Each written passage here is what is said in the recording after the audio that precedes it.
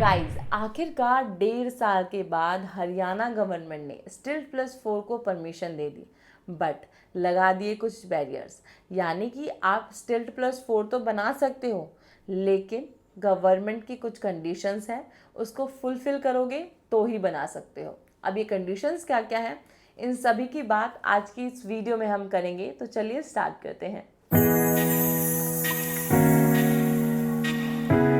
Hello and welcome everyone, मेरा नाम है शिल्पी श्रीवास्तव और आप देख रहे हैं हमारा यूट्यूब चैनल के बायर्स क्लब।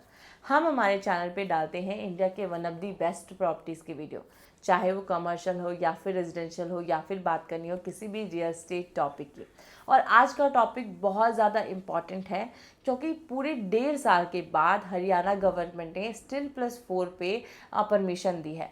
23 फरवरी 2023 को स्टिल्ट+4 पर बैन लगा था। हरियाणा गवर्नमेंट ने इस पर पूरी तरीके से बैन लगा दिया था कि कोई भी बिल्डर या कोई भी ऐसा पर्सन जिन्होंने प्लॉट बाय की है वो अब स्टिल्ट+4 नहीं बना सकता है। बट फाइनली उनको परमिशन मिली, लेकिन उसके साथ कुछ टर्म एंड कंडीशंस, कुछ बैरियर्स, कुछ बहुत सारी चीज़ें जुड़ गई। यानी आप स्टिल्ट+4 बना सकते हो, लेकिन कुछ ऐसे कंडीशंस हैं जिसको आपको फुल करना ही करना पड़ेगा। देखिए, अगर आप 10 मीटर की रोड पर स्टिल्ट+4 बनाना चाहते हो तो यहाँ आपके पास दो कंडीशंस हैं। अब इन दो कंडीशंस में से किसी एक कंडीशन को आपको एनी हाउ फिल करना ही पड़ेगा।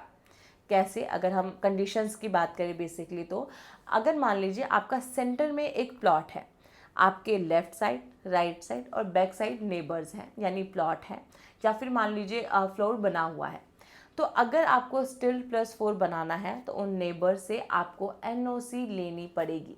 अगर वो आपको एनओसी देते हैं स्टिल्ट+4 की तो ही आप बना सकते हो, वरना आप नहीं बना सकते हो। अगर वो आपको एनओसी दे रहे हैं, अच्छी बात है, आप बनाइए स्टिल्ट+4। अगर वो नहीं देते हैं तो आप नहीं बना सकते हो। लेकिन यहाँ पे ना सिर्फ आपका नुकसान नहीं है, उनका भी है। अगर मान लीजिए उन्होंने 3 फ्लोर तक बना रखा है, आपको 4th फ्लोर तक की उन्होंने एनओसी नहीं दी, तो फ्यूचर में वो भी 4th फ्लोर तक नहीं बना सकते, यानी वो 3rd फ्लोर के बाद 4th फ्लोर नहीं डाल सकते, यानी कंस्ट्रक्शन नहीं कर सकते हैं। तो यहाँ नुकसान उनका भी है। बट यहाँ पे आप दूसरा कंडीशन को अप्लाई कर सकते हो। दूसरी कंडीशन क्या है? अगर मान लीजिए इधर भी प्लॉट है, इधर भी प्लॉट है, बैक साइड भी प्लॉट है, या फिर बना हुआ है, कंस्ट्रक्शन कंप्लीट है, तो आपको तीनों तरफ से 1.8 मीटर का साइड बैक छोड़ना पड़ेगा, तीनों तरफ से। जैसे लेफ़्ट साइड से 1.8 मीटर, राइट साइड से 1.8 मीटर और बैक साइड से 1.8 मीटर का आपको साइड बैक छोड़ना पड़ेगा। देन आप स्टिल्ट+4 बना सकते हो। लेकिन आराम से देख लीजिएगा कि 1.8 मीटर तीनों साइड से छोड़ने के बाद आपको स्पेस कितना बच रहा है, क्या उतने स्पेस पे आपका काम चल जाएगा, देन आप बनाइए। तो यहाँ आपको ये हो जाता है। लेकिन यहाँ एक ये भी चीज़ ऐड हो जाती है, अगर मान लीजिए प्लॉट है तो एक मालिक होगा। अगर कोई एक ही मालिक है पूरी बिल्डिंग में तो आपको किसी एक से एनओसी लेनी पड़ेगी। अगर मान लीजिए 3 फ्लोर तक बना हुआ है और तीनों फ्लोर पे इंडिविजुअल लोग रहते हैं, तीनों फ्लोर सोल्ड आउट है और तीनों पे इंडिविजुअल लोग रह रहे हैं, तो आपको तीनों से एनओसी लेनी पड़ेगी। यानी मान लीजिए 3 फैमिली इधर रह रही है, 3 फैमिली इधर रह रही है, तो 6 फैमिली हो गई, 3 बैक में रह रही है, 12 फैमिली हो गई। तो आपको उन 12 फैमिली से एनओसी लेनी पड़ेगी, तभी जाके आप स्टिल्ट+4 बना सकते हो। तो ये कंडीशंस ऐसे हैं जो आपको फुलफिल करने पड़ेंगे अगर आपको स्टिल्ट+4 बनाना है। तो यहाँ आपके साथ थर्ड कंडीशन और जुड़ जाती है, जो कि बहुत इंपॉर्टेंट है। अगर मान लीजिए आप स्टिल्ट+4 भी बना रहे हो और आपको बेसमेंट भी बनाना है, बट यहाँ पे आपको थर्ड कंडीशन को भी अप्लाई करना पड़ेगा अगर आपको बेसमेंट बनाना है। तो कंडीशन क्या है? अगर आपका प्लॉट साइज 250 गज का है तो ही आप बेसमेंट बना सकते हो। 250 गज से ज़्यादा का है, 250 गज, 300 गज, 350 गज, तो आप बेसमेंट बना सकते हो। अगर 250 गज यानी 250 गज से कम का स्पेस है, कम का प्लॉट है, तो आप बेसमेंट नहीं बना सकते हो। यानी बेसमेंट बनाना है तो 250 गज का प्लॉट होना ही चाहिए, तभी जाके आप बेसमेंट बना सकते हो। यहाँ सबसे बड़ी प्रॉब्लम उन लोगों को आएगी जिन्होंने 9 मीटर या उससे कम मीटर की रोड्स पर प्लॉट बाय किया है। अगर आप देखोगे हुड्डा में जितने भी प्लॉट्स हैं ऑलमोस्ट वो सभी 9 मीटर 8 मीटर की रोड्स पर ही है, यानी 9 मीटर 8 मीटर रोड पे ही प्लॉट बाय किया गया है।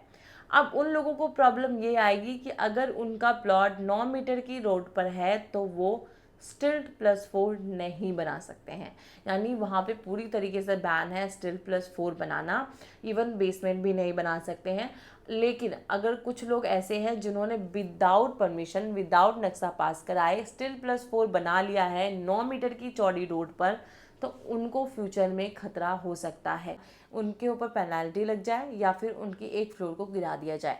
तो उनके लिए थोड़ा बहुत है डाइसी कि क्या होगा नहीं होगा, उनको थोड़ा सा डरने की ज़रूरत है। अभी हम बात करते हैं दीनदयाल जन आवास योजना प्रोजेक्ट्स की। जितने भी DDJY के प्रोजेक्ट्स हैं, चाहे वो फरीदाबाद में हो, चाहे वो गुड़गांव में हो, चाहे वो रेस्ट ऑफ हरियाणा में हो, वो लोग वैसे ही बना सकते हैं जैसे वो बैन लगने से पहले बनाते थे। यानी बैन लगने से पहले स्टिल्ट +4 बनाते थे और वो अब भी बना सकते हैं, चाहे वो कितनी भी चौड़ी रोड हो, चाहे वो 10 मीटर हो, 11 मीटर हो, 8 मीटर हो, 9 मीटर हो। अगर दीनदयाल जन आवास योजना के तहत उन्होंने प्लॉट्स बाय किए हैं, उन बिल्डर्स ने प्लॉट बाय किए हैं, तो वो स्टिल्ट +4 वैसे के वैसे ही बना सकते हैं जैसा वो बैन लगने से पहले बनाते थे। अगर मैं बात करूं बेसमेंट की, तो दीनदयाल जन आवास योजना के अंदर आप बेसमेंट नहीं बना सकते हो अगर आपकी 250 गज से नीचे की प्लॉट है तो। यानी अगर आपका दीनदयाल जन आवास योजना के तहत अगर आपका प्लॉट 250 मीटर से ऊपर का है तो आप बेसमेंट बना सकते हो, अगर नीचे का है तो आप यहाँ पे बेसमेंट नहीं बना सकते हो।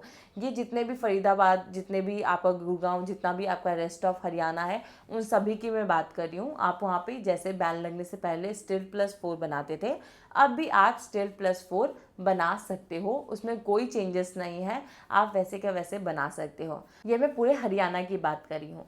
बट अगर अब थोड़ा सा आगे बढ़े, अगर मैं बात करूँ तो 1.5 साल से हरियाणा और गुड़गांव के अंदर दीनदयाल जन आवास योजना की पॉलिसी बंद हो गई है।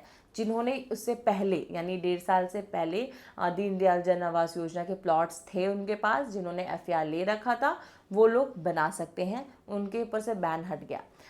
पता है यहाँ पे प्रॉफिट क्या आएगा? जैसे कि मान लीजिए दीनदयाल जन आवास योजना के जितने भी प्लॉट्स थे, अब वो दोबारा से अपनी जो कंस्ट्रक्शन है वो स्टार्ट करेंगे।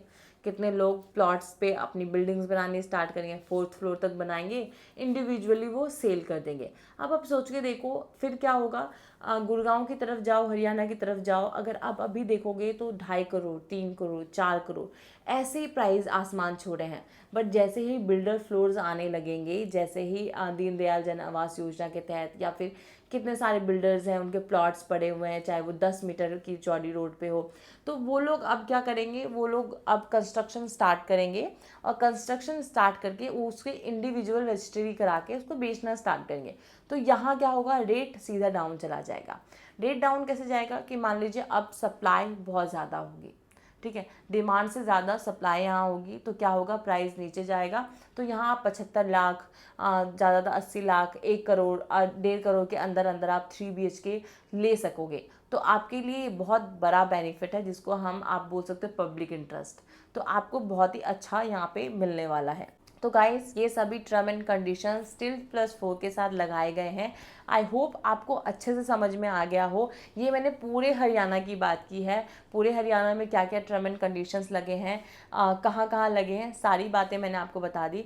अगर फिर भी आपकी कोई इंक्वायरी है तो आप कर सकते हैं स्क्रीन पे दिए गए नंबर पर, जल्दी से कॉल कीजिए। और हाँ, अगर आप कोई अभी इन्वेस्टमेंट प्लान कर रहे हैं, कमर्शियल में, रेजिडेंशियल में है, तो आप हमें कॉल कर सकते हो स्क्रीन पे दिए गए नंबर पे। तो चलिए अब मैं आपसे मिलती हूँ नेक्स्ट वीडियो में, तब तक के लिए नमस्कार, स्टे सेफ।